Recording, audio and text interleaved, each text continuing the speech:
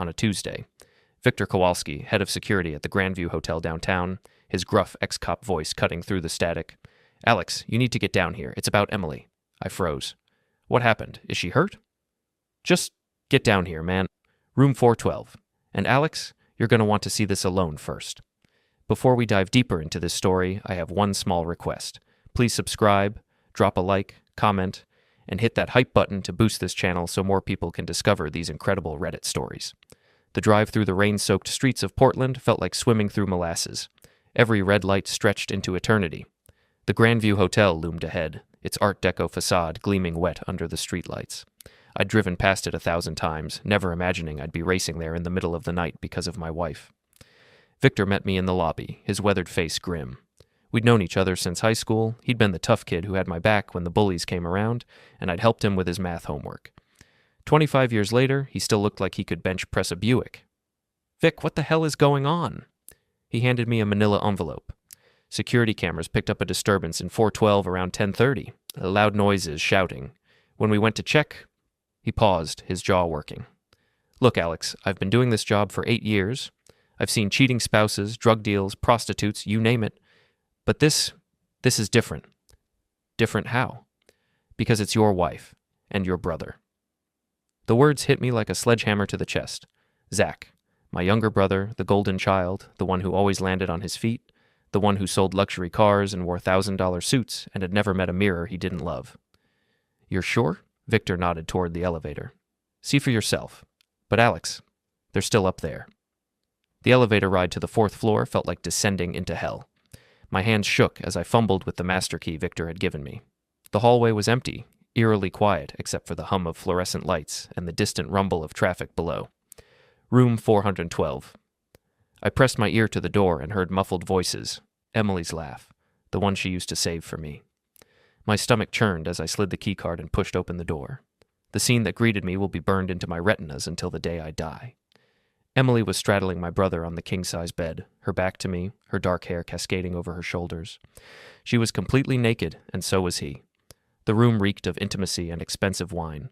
Their clothes were scattered across the floor like confetti after a particularly twisted celebration. "Oh God, Zach," Emily moaned, grinding against him. "Alex would die if he knew how good you make me feel." Zach's hands gripped her hips, his wedding ring, the one that matched mine, catching the lamplight. "Forget about Alex. He's too busy playing with his concrete and steel to notice what he's missing."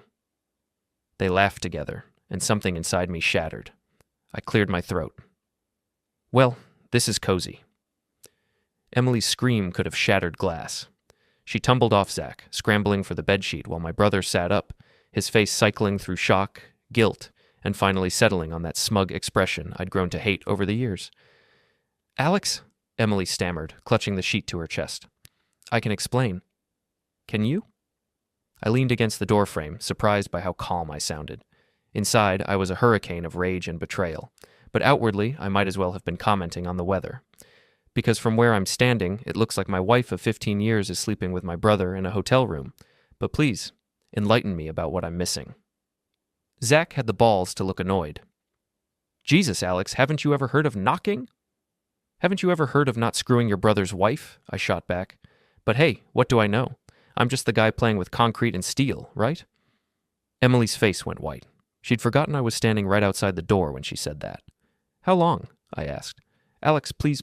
"How long?" Emily's voice came out as a whisper. 6 months. 6 months. Half a year of lies, of her coming home to me with his scent still on her skin, of family dinners where they'd sit across from each other and share secret smiles while I passed the potatoes. 6 months of me being the biggest fool in Portland. "Well," I said, pulling out my phone and snapping a few pictures before they could react. "This has been illuminating. Don't worry about checking out. I'll handle the bill. Consider it my wedding gift to you both." I turned to leave, then paused. "Oh, and Emily, you might want to check your bank accounts in the morning. I have a feeling you're going to find them surprisingly light."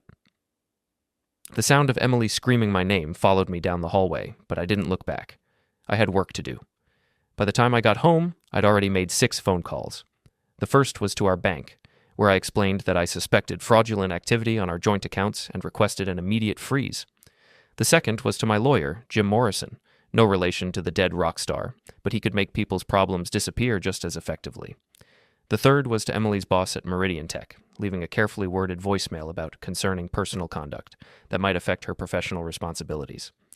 The other 3 calls were to various utility companies, credit card companies, and our mortgage lender. Amazing how quickly you can dismantle someone's life when you know all their passwords and have been paying the bills for 15 years. I sat in my kitchen, the same kitchen where Emily and I had shared coffee every morning for the past decade and a half, and opened a beer. The house felt different now, contaminated somehow. Every photo on the refrigerator, every shared memory embedded in these walls, all of it was poisoned. My phone buzzed. Emily. Alex, please, we need to talk. I deleted the message without responding, then another from Zach. Come on, man, let's handle this like adults. Adults. Right. Because adults sleep with their siblings' spouses in hotel rooms. The front door slammed open at 1:30 a.m. Emily burst in, still wearing the same clothes she'd thrown on at the hotel, her makeup smeared, her hair a mess. Zach slunk in behind her, looking like a dog who'd been caught pissing on the carpet. Alex! Emily's voice was shrill, desperate. You can't just freeze our accounts. I have bills to pay. I took another sip of beer, studying them both. Emily looked frantic, her usual composed facade cracked wide open. Zach kept glancing around like he was planning an escape route. Our accounts? I said mildly. I wasn't aware we still had our anything. I thought you'd moved on to sharing things with Zach here. It was a mistake, Emily said, tears streaming down her face. A stupid, terrible mistake. I love you, Alex. I've always loved you. Funny way of showing it. Zach stepped forward, and I saw the exact moment he decided to play the victim. His shoulders squared, his chin lifted, and that familiar, entitled expression slid across his face like a mask. Look, Alex, I know this looks bad. It looks like exactly what it is, I interrupted. It looks like my wife and my brother have been lying to me for 6 months while they slept with each other behind my back. Don't be crude, Zach said, as if he had any right to take the moral high ground. I laughed, and the sound was ugly even to my own ears. Crude? You want to talk about crude? Let me tell you what's crude, little brother. Crude is finding out your wife has been faking orgasms with you while having real ones with someone else. Crude is realizing that every family barbecue, every holiday dinner, every goddamn birthday party has been a lie because you two couldn't keep your hands off each other. Emily flinched like I'd slapped her. Alex, please. Crude, I continued, warming to the theme, is discovering that the reason my wife suddenly developed a taste for expensive lingerie was because she was modeling it for my own flesh and blood. Tell me, Emily, did you ever wear that red number I found the receipt for? The one that cost $300, because it sure as hell never made an appearance in our bedroom. Her silence was answer enough. I want a divorce, she whispered. Of course you do. Because now that you've been caught, you want to control the narrative. You want to be the one who leaves, not the one who gets thrown out? Sorry, sweetheart, but you don't get to write this story. Zach had been quiet too long, which meant he was plotting something. Sure enough, he stepped closer, his hands spread in what he probably thought was a reasonable gesture. Alex, we're family. We can work through this. Family? I stood up slowly, and both of them took a step back.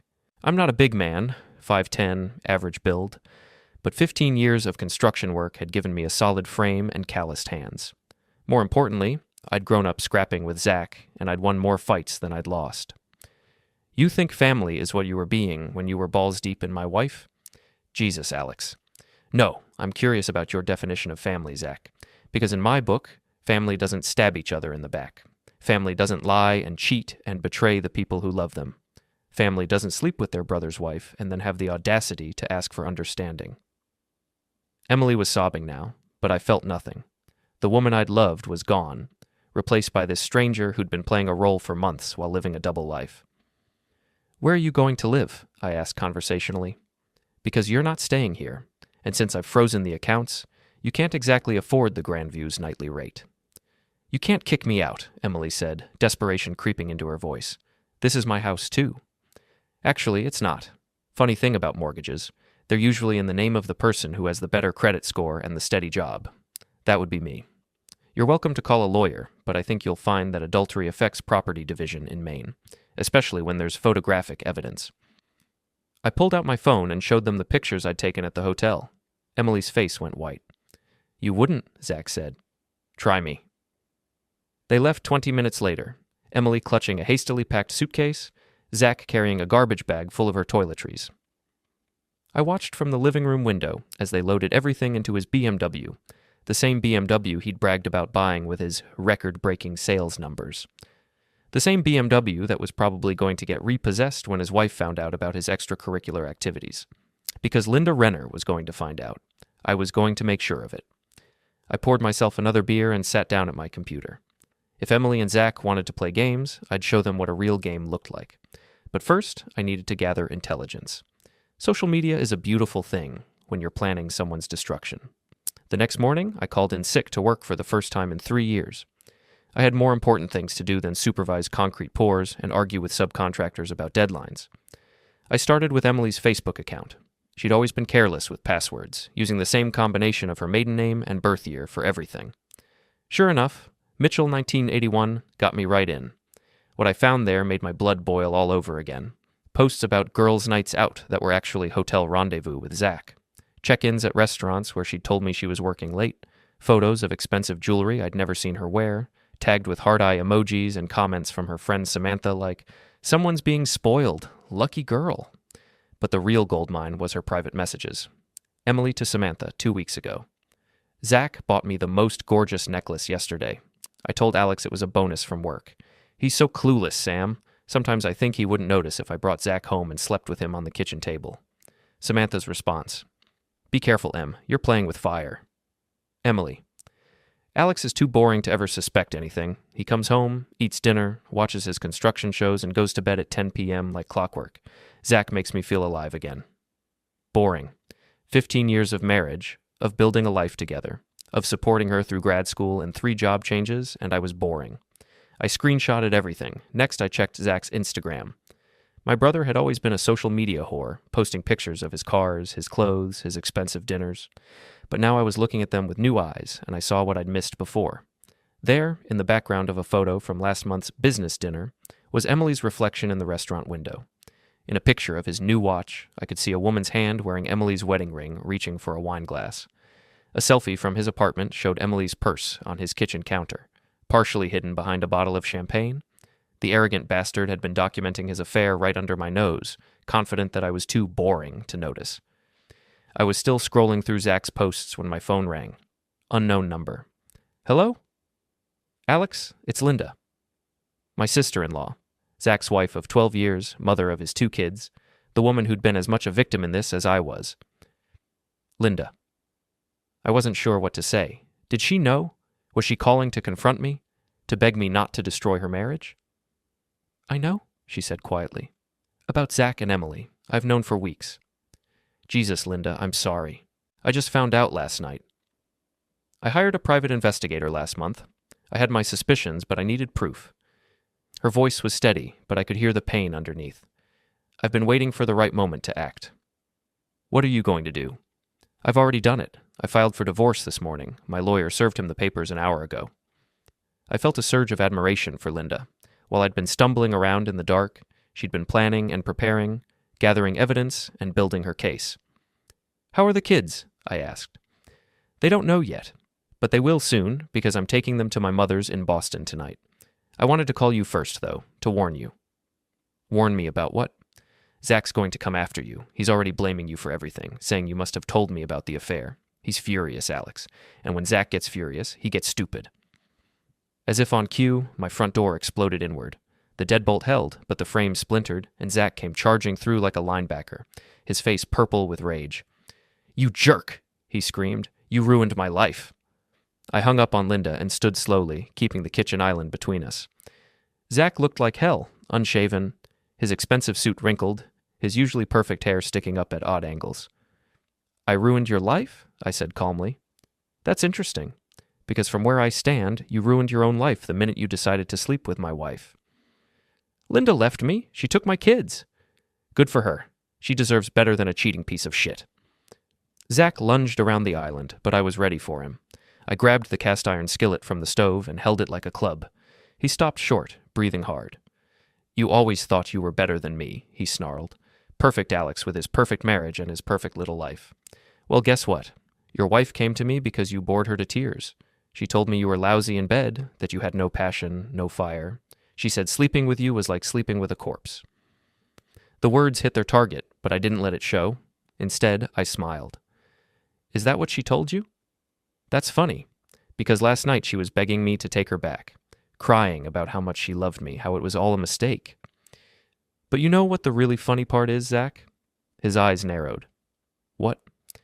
She's been telling her friends that you're nothing special either, just a convenient distraction, a way to feel young again before she settled back into her boring marriage with her boring husband.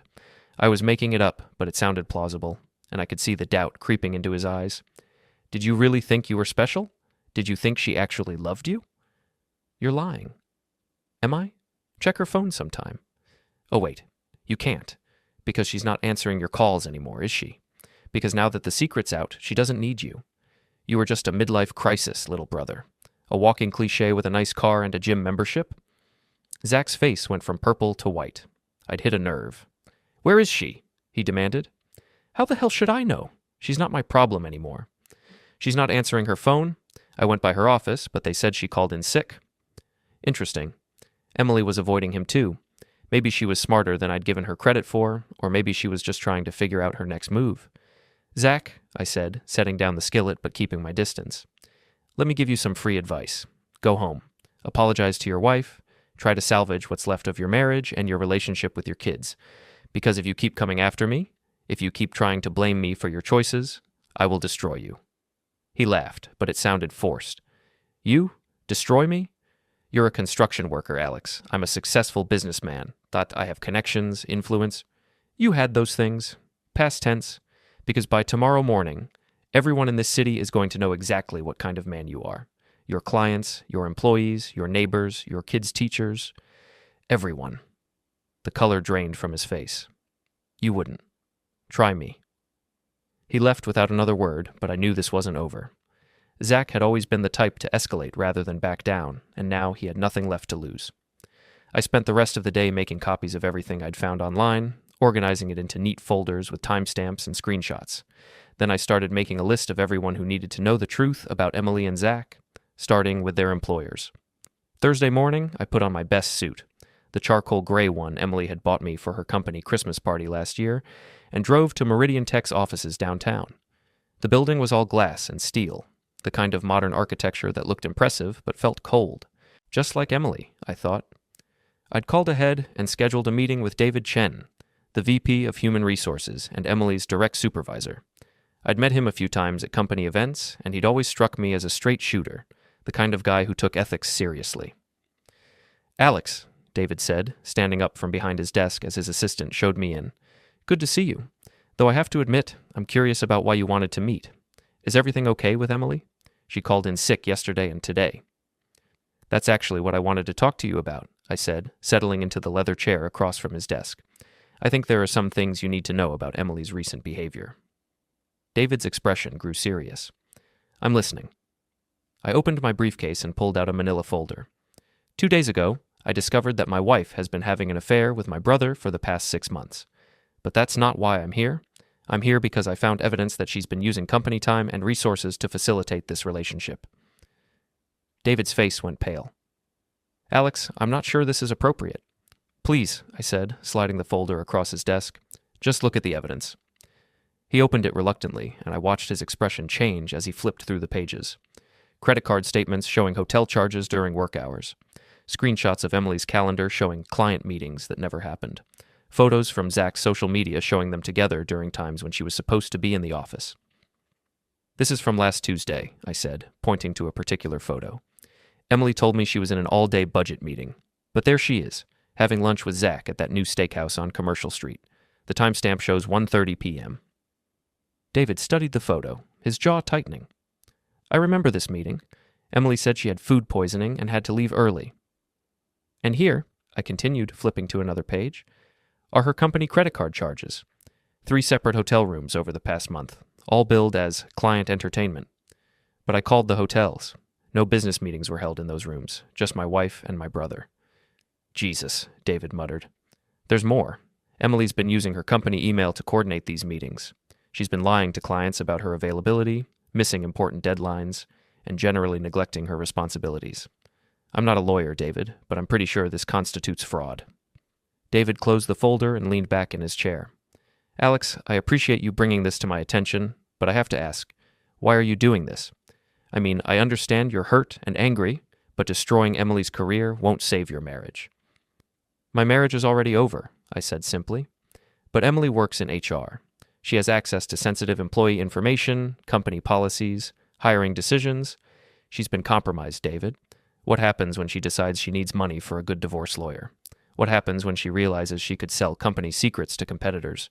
Can you really trust someone who's been lying to everyone around her for 6 months? He was quiet for a long moment, staring out the window at the city skyline. Finally, he sighed. I'll need to investigate this thoroughly. Emily will be suspended pending a full review. I understand. And David, I'm sorry it came to this. I know Emily's been a good employee in the past. She has. That's what makes this so disappointing. I left Meridian Tech feeling oddly empty. There was no satisfaction in destroying Emily's career, just a grim sense of necessity. She'd made her choices, and now she had to live with the consequences. My next stop was Renner Luxury Motors, Zach's car dealership on the other side of town. Unlike Emily, I couldn't just walk into Zach's workplace and demand a meeting with his boss. Zach owned the dealership, inherited from our father along with a trust fund that had set him up for life. But he did have business partners, investors, and a loan from Portland First National that kept the operation running. More importantly, he had customers, wealthy customers who valued discretion and respectability above all else. I parked across the street from the dealership and studied the building. It was all chrome and glass, with luxury cars gleaming under the showroom lights. A banner across the front advertised Renner Family Values and 3 generations of trust. Perfect. I walked into the showroom and was immediately approached by a young salesman with perfectly styled hair and a practiced smile. Good afternoon, sir. I'm Brad. Are you looking for anything in particular today? Actually, I'm looking for Zach Renner. I'm his brother. Brad's smile faltered slightly. Oh, Mr. Renner is unavailable at the moment. Is there something I can help you with? Interesting. Either Zach was hiding or he was dealing with other fallout from his imploding personal life. That's okay, I said. I'm actually more interested in talking to your customers. See, I've got some information about the Renner family values that I think they'd find very interesting. Brad went white. Sir, I'm going to have to ask you to leave. Of course. But first, let me ask you something. How do you think your customers would react if they found out that Zach Renner has been cheating on his wife with his brother's spouse? Do you think that fits with the family values image you're selling? Sir, I mean, these are expensive cars. Your customers are paying premium prices because they trust the Renner name. But what happens when they find out that name is associated with adultery, lies, and betrayal? Think that might hurt sales? Brad was frantically looking around for help, but the showroom was mostly empty. A middle-aged couple was examining a Mercedes in the corner, and an older man in an expensive suit was talking to another salesman near the back. I raised my voice slightly. I'd hate for word to get out that Zach Renner can't even be trusted to honor his marriage vows. Makes you wonder what other commitments he might be willing to break. The couple by the Mercedes looked over, their expressions curious. The older man had stopped talking to the salesman and was openly staring at us. Security, Brad called out desperately. Don't bother, I said, pulling out my phone. I'm leaving, but I'll be back. And next time, I'll bring pictures. I walked out of the dealership feeling much more satisfied than I had leaving Emily's office. Zach's business depended on his reputation, and I'd just planted the first seeds of doubt. By tomorrow, half of Portland would be talking about the Renner family scandal. But I wasn't done yet. Not even close. Friday morning brought a text message from Emily. Alex, please. We need to talk. I'm staying at the Eastland Park Hotel, room 237. I love you. I stared at the message for a long moment, then deleted it without responding. Love. She kept using that word, but I don't think it meant what she thought it meant. My phone rang. Jim Morrison, my lawyer. Alex, we need to talk. Emily's hired Patricia Vance. I knew the name. Vance was Portland's most ruthless divorce attorney, the woman who'd taken down 3 city councilmen and a state senator in various high-profile cases. She's going for the throat, Jim continued, claiming emotional abuse, financial manipulation, the works. She's painting you as a controlling husband who drove Emily into the arms of another man. That's bullshit, and you know it. I know it, but proving it in court is another matter. Patricia's good at what she does, and she's already filed for emergency spousal support. Emily's claiming you've left her destitute. I laughed bitterly. Destitute? She's staying at the Eastland Park. That's $300 a night. Can you prove she's paying for it herself? Good question. I'll find out. After I hung up, I sat in my kitchen and tried to think.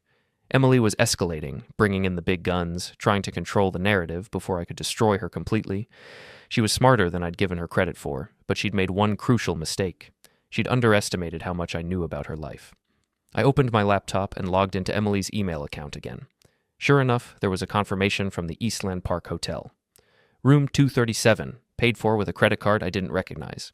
I dug deeper and found the application for the card, submitted 3 weeks ago.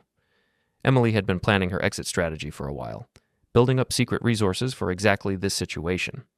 But the credit card application required employment verification, and she'd listed Meridian Tech as her employer with a salary of $95,000 per year, a salary she no longer had as of yesterday. I picked up my phone and called the credit card company's fraud department. Yes, I'd like to report suspected identity theft. Someone has opened an account using my wife's name and employment information, but she's recently been terminated from her job for cause. It took 20 minutes, but by the end of the call, Emily's new credit card was frozen pending investigation. Her hotel bill was about to become a very big problem. Next, I called Samantha Pierce, Emily's best friend and biggest enabler. Sam worked as a real estate agent and had been covering for Emily's affair from the beginning. It was time she faced some consequences, too. Alex? Sam sounded nervous when she answered. Emily told me that she's been sleeping with my brother for 6 months while you helped her cover it up? Silence. Sam, I need you to understand something. I have screenshots of every text message, every email, every social media post where you helped Emily lie to me. I know about the fake girls' nights, the cover stories, all of it. Alex, I never meant... I don't care what you meant. Here's what's going to happen. You're going to call Emily right now and tell her that you can't help her anymore. You're going to stop covering for her, stop lying for her, and stop enabling her bullshit. Because if you don't, I'm going to send copies of those messages to your husband, your boss, and every client you've ever worked with. You can't do that. Watch me. You've got 1 hour, Sam. Make the call. I hung up and immediately started working on my masterpiece, a comprehensive social media post that would destroy both Emily and Zach in one devastating blow. I'd been thinking about this for 2 days, crafting it in my head, editing and refining until it was perfect. It needed to be factual, devastating, and impossible to ignore. Most importantly, it needed to be public. I opened Facebook and began typing. Friends and family, I need to share something difficult with all of you. 2 days ago, I discovered that my wife Emily and my brother Zach have been having an affair for the past 6 months. I found them together in a hotel room, and since then, I've uncovered evidence of extensive lies, financial deception, and betrayal that goes far deeper than just adultery. Emily has been using company time and resources to facilitate this affair, lying to her employer and clients while conducting her personal business on their dime. She's been stealing money from our joint accounts to pay for hotel rooms and gifts for her lover. She's been lying to our friends and family, using people like Samantha Pierce to provide alibis for her deception. Zach has been equally deceptive, carrying on this affair while married to Linda and father to 2 young children. He's been posting evidence of the affair on his social media accounts, arrogant enough to believe that no one would notice or care. I'm sharing this not for sympathy, but for transparency. Many of you have been unknowingly complicit in their lies, and you deserve to know the truth. Emily and Zach have shown a complete disregard for the people who love them, and I won't be part of covering up their behavior anymore. To those who knew and said nothing, I understand you were in a difficult position, but silence in the face of betrayal is its own form of betrayal. To Emily and Zach, you made your choices. Now live with the consequences. I attached the most damning photos and screenshots, the ones that told the story without being too explicit, and hovered my cursor over the post button. This was it, the nuclear option. Once I posted this, there would be no going back. Emily and Zach would be social pariahs, their reputations destroyed, their relationships with friends and family permanently damaged. I clicked post. Within minutes, the comments started pouring in. Shock, support, anger, disbelief. I watched the post get shared and reshared, spreading through our social circles like wildfire.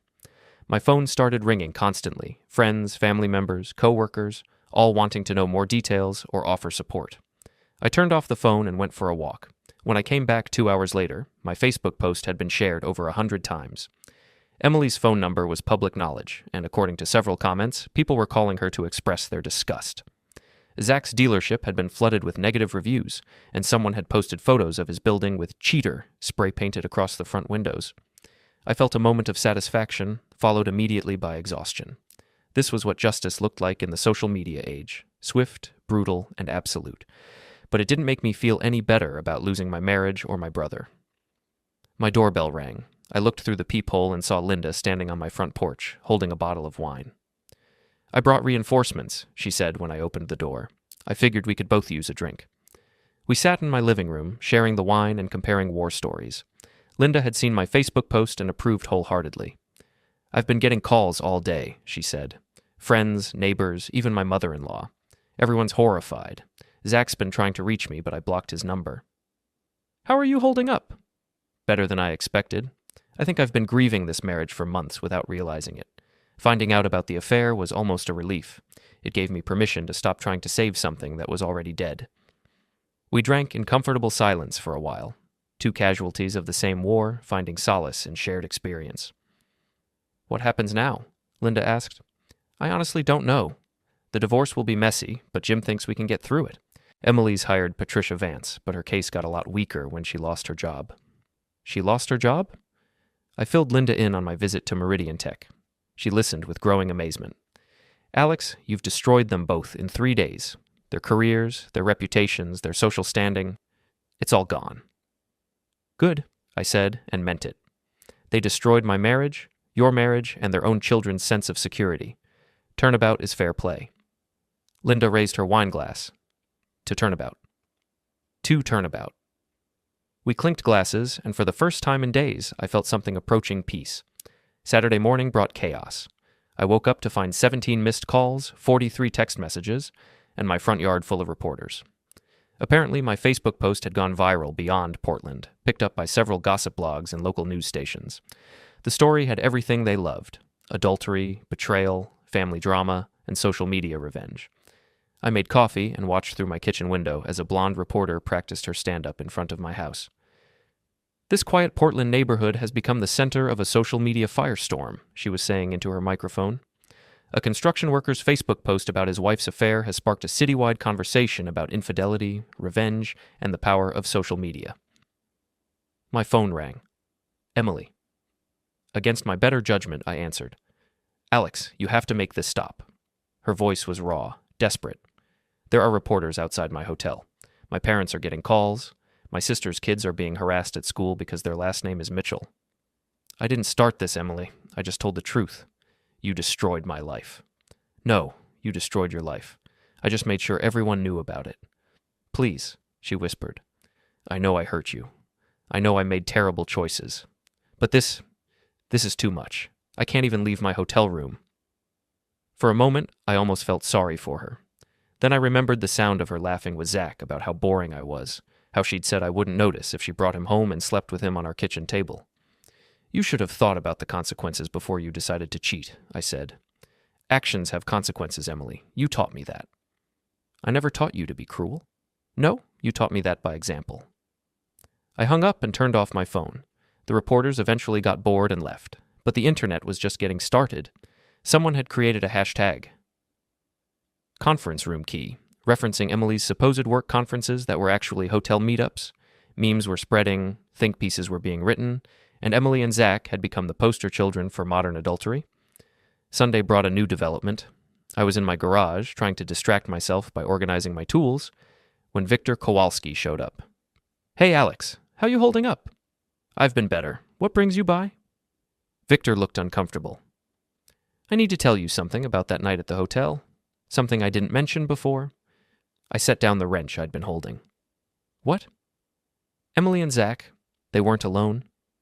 My blood went cold. "What do you mean?" "There was someone else there, in the room. When I first responded to the noise complaint, I saw 3 people through the security monitor. Emily, Zach, and someone else." "Who?" "I don't know. They were gone by the time I got upstairs, but Alex, I think they were filming." The implications hit me like a sledgehammer. "Filming what?" "The whole thing. Emily and Zach, their conversation about you, everything. I think someone was making an intimate tape." I felt sick. "Do you have any idea who it was?"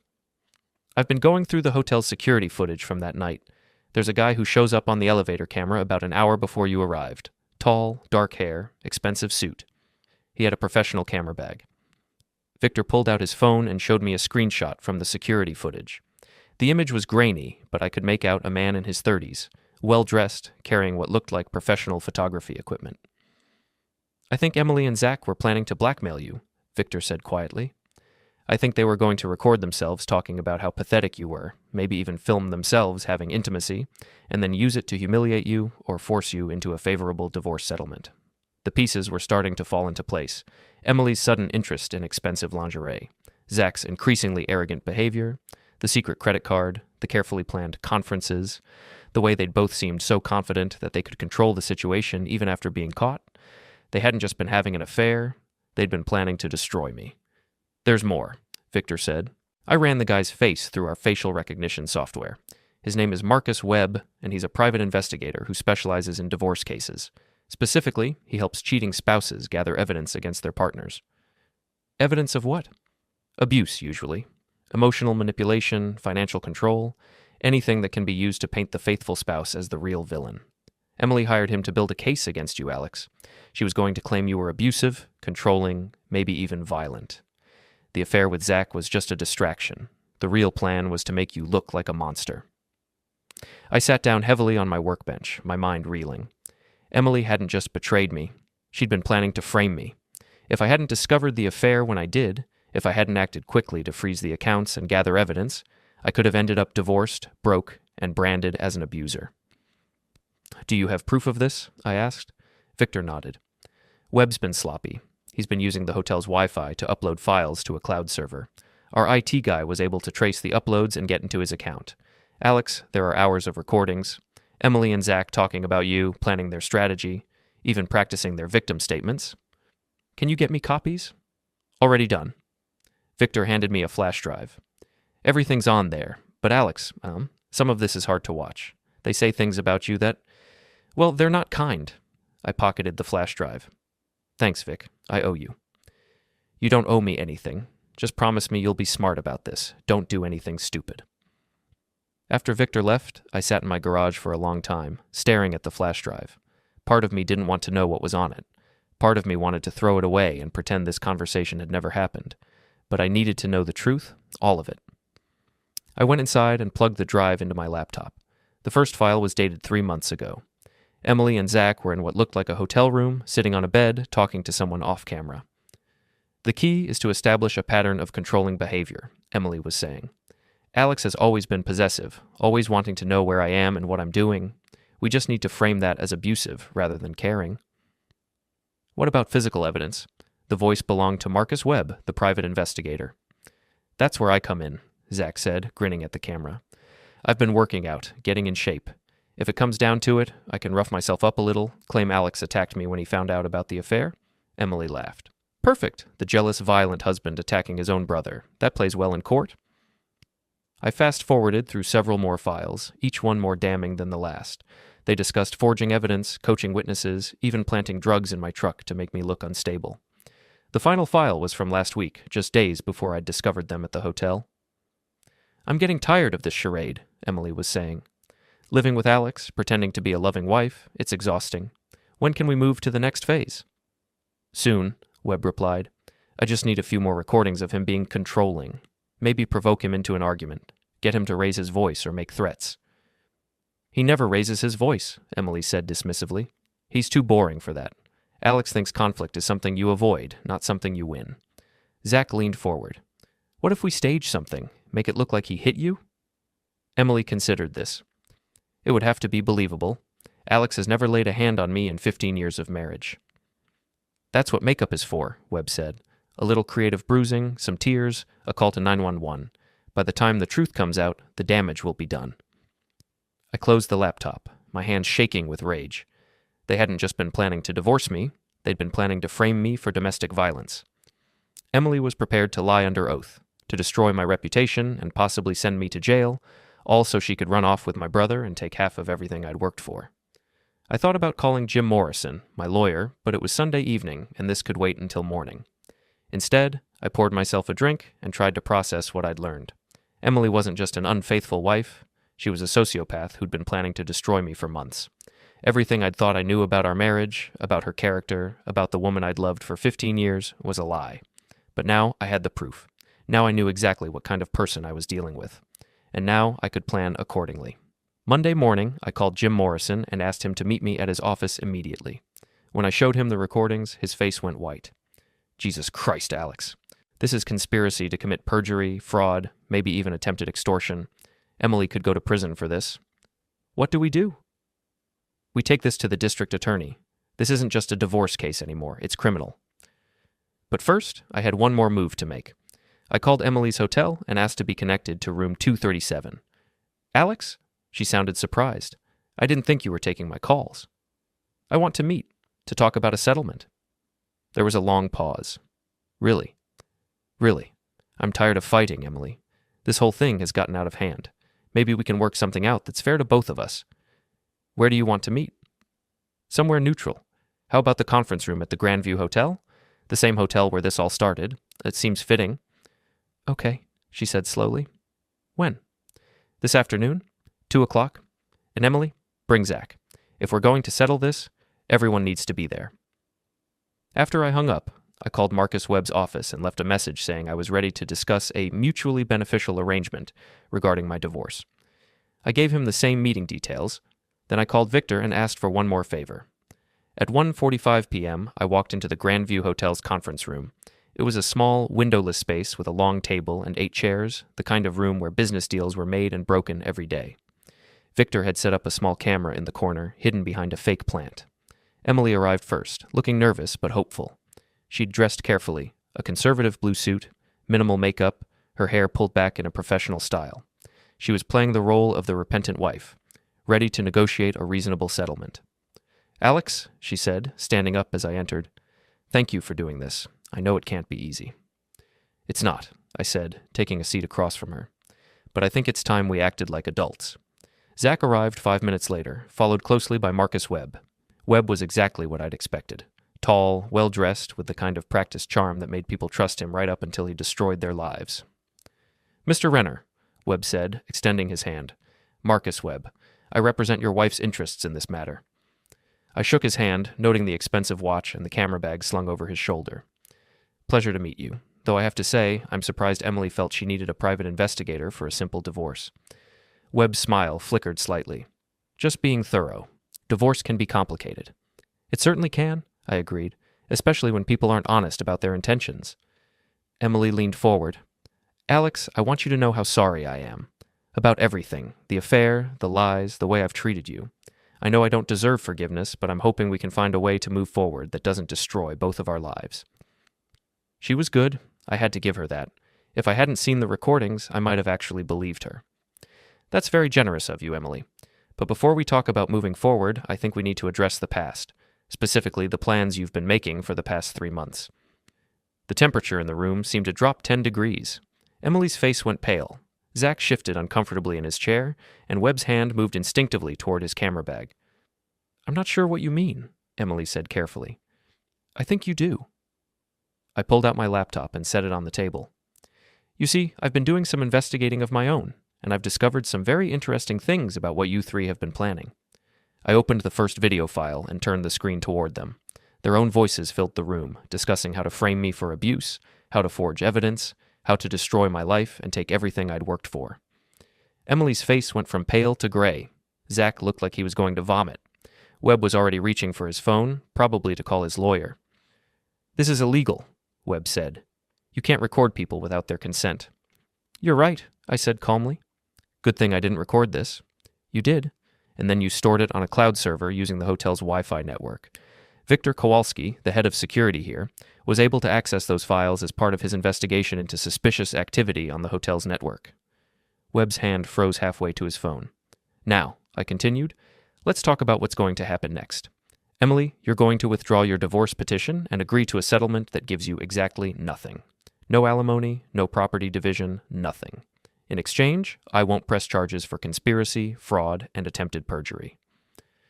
You can't prove, Emily started. I can prove everything. I have hours of recordings, financial records, email communications, the works. But more importantly, I have Marcus here on tape admitting to his role in this conspiracy. I'm betting the Maine State Bar would be very interested to know that a licensed private investigator has been helping clients commit perjury. Webb went white. Now wait just a minute. No, you wait. I stood up, towering over the table. You three planned to destroy my life, to frame me for crimes I didn't commit, to send me to prison so you could steal everything I've worked for. You were going to lie under oath, forge evidence, and commit fraud. And you were stupid enough to record yourselves planning it. Emily started crying, but they were tears of fear, not remorse. Alex, please. I never meant for it to go this far. Marcus convinced me. Don't, I said sharply. Don't you dare try to blame him. You were an active participant in every discussion, every plan, every lie. You were going to let me go to prison for domestic violence, Emily. You were going to destroy my reputation, my career, my life, and you were going to enjoy every minute of it. Zach finally found his voice. What do you want? I want you gone, all of you. Emily, you're going to sign whatever divorce papers my lawyer puts in front of you, and then you're going to leave Portland, forever. Zach, you're going to sell your dealership and move somewhere far away from here. And Marcus, you're going to surrender your license and find a new career, because if I ever see you in this city again, I'll make sure everyone knows exactly what kind of man you are. And if we don't agree? Webb asked. I smiled, and it wasn't a pleasant expression. Then I released these recordings to the police, the district attorney, the State Bar Association, and every news outlet in Maine.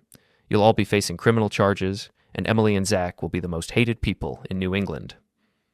The room was silent, except for the sound of Emily's quiet sobbing. I need an answer, I said. Right now. Emily looked at Zach, then at Webb, then back at me. What about my things, my clothes, my personal items? You can collect them tomorrow with a police escort. You have 1 hour. My car? Is in both our names.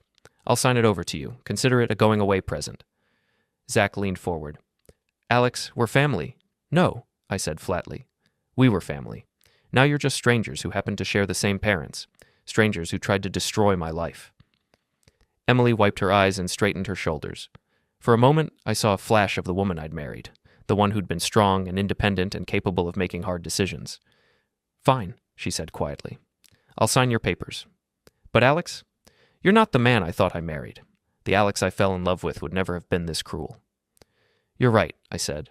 The Alex you married was naive enough to trust people who didn't deserve it. But you killed that man the day you decided to betray him. What you're seeing now is what's left. They filed out of the conference room one by one, their grand conspiracy reduced to ash and bitter words. Webb didn't even look back. Zach paused at the door, as if he wanted to say something, but apparently thought better of it. Emily was the last to leave. She stopped in the doorway and turned back to me. I did love you, she said softly. At the beginning, anyway, before everything got so complicated. I know, I said. That's what makes this so much worse. After they were gone, I sat alone in the conference room for a long time, staring at my laptop screen. The recordings were still there, digital evidence of a betrayal so complete it had taken my breath away. Victor knocked on the door and stuck his head in. How'd it go? It's over, I said. They agreed to everything. Good. You did the right thing, Alex. Did I? Sometimes I feel like I became someone I don't recognize. Victor sat down across from me. You protected yourself.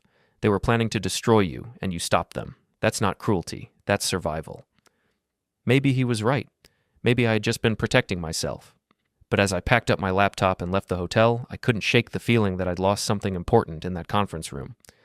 Not just my marriage or my brother, but some essential part of myself. The part that believed in forgiveness, in second chances, in the possibility that people could change. That man was gone now, replaced by someone harder, more cynical, more willing to fight fire with fire. I wasn't sure if that was a victory or a defeat. The Rudreuters, Epilogue. 6 months later. The divorce was finalized on a rainy Thursday in November. Emily signed the papers without argument and left Portland the same day, driving south in the Honda Civic I'd signed over to her. I heard from Linda that she'd moved to Florida, where she was working as a temp while trying to rebuild her career. Zach sold his dealership to a competitor for about half what it was worth and moved to Arizona. Linda got the house, full custody of the kids, and a generous alimony settlement. She sent me a Christmas card with a photo of her and the children at Disney World, all of them smiling. Marcus Webb's private investigator license was revoked after I submitted the recordings to the state licensing board. Last I heard, he was working as a security guard at a shopping mall in Bangor. As for me, I kept the house and went back to my job at Hartwell Construction. My coworkers were supportive, my boss gave me all the time off I needed to deal with the legal proceedings, and life slowly returned to something resembling normal. But normal wasn't the same as before. I found myself more suspicious of people's motives, more guarded with my trust, more willing to assume the worst rather than hope for the best. The naive optimist who'd believed in the fundamental goodness of people was gone, replaced by someone who understood that betrayal could come from anywhere, even from the people you loved most. I went on a few dates, but nothing serious. It was hard to open up to someone new when you'd been so thoroughly deceived by someone you'd known for 15 years. Trust, once broken, was difficult to rebuild. On a cold February evening, I was working late in my garage when my doorbell rang. I opened it to find a young woman in her 20s, well-dressed but nervous, holding a manila envelope. "Mr. Renner, my name is Jessica Webb. Marcus Webb was my father." My blood went cold. "What do you want?" "I wanted to apologize," she said quickly, "for what he did to you, and to give you this." She handed me the envelope. Inside were copies of additional recordings, ones I'd never seen before. "After his license was revoked, my father had a breakdown," Jessica explained. "He started drinking heavily, lost his apartment, ended up living in his car. He called me a few weeks ago, said he had something he needed to give me before he died." "Died?" "Heart attack. Last month. But before he passed, he told me about what he'd done to you and your wife. He said it was the worst thing he'd ever been part of, and he wanted to make amends." I looked through the recordings. They were from earlier in the conspiracy, showing Emily and Zach discussing their plans in even more detail. In one particularly damning conversation, Emily talked about how she'd never loved me, how she'd only married me because I was stable and boring and would provide the security she needed while she figured out what she really wanted. "Why are you giving me these?" I asked. Jessica shifted uncomfortably.